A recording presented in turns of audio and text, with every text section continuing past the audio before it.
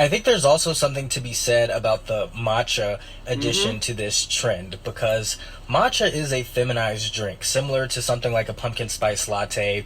There's a little bit of a connotation of femininity with that. And so there's this acknowledgement of another topic that I've discussed as well, where in different social circles, masculinity looks very different. But despite it being a trend that most people will move on from, I do think it's signaling a shift.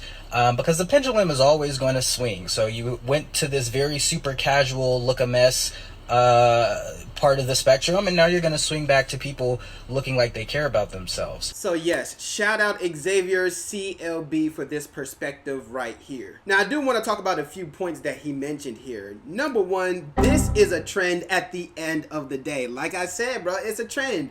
And trends come and trends go. That's the thing about trends, bro. The people that are wearing quarter zips and who've been wore quarter zips are going to continue to wear quarter zips long after the trend ends. But the guys who were just wearing Nike Techs yesterday, drinking Hennessy yesterday, bro, this is just a trend for them. And as soon as the hype dies down from this trend, they're going to go back to wearing the Nike Techs and drinking Gatorade or Henny or whatever the hell. I'm just saying, I hope this trend is here to stay. I hope there's more people that's dressing more professionally, but ultimately I do think that this is just a trend. Number two is the matcha. The matcha is the main thing here for me that makes it performative. Because really, if it was just the quarter zips, bro, it's just them improving their own image. Maybe to impress others, but you know, it's something to throw on, you know? It's not overly ostentatious, it's not hard to assemble, and it looks fly with the right suit. I think it's the matcha though, because matcha is a bright green drink.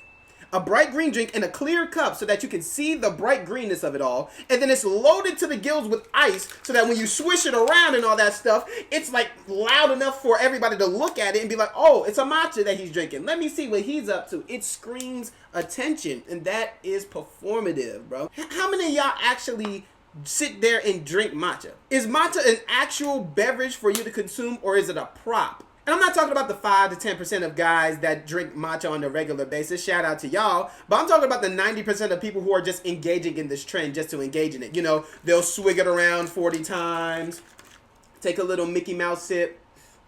Yep, I'm just seeing if any women notice me around here. Swig, swig, swig, swig, swig. Swig, swig, swig, swig, swig, swig, swig, swig, swig. Haha, yes, 401k, retirement. Ah, ha, ha. Swig, swig, swig, swig, swig. Just looking over their shoulders to see if females are paying attention. Bro, like, dude, like, what are you doing all of this for?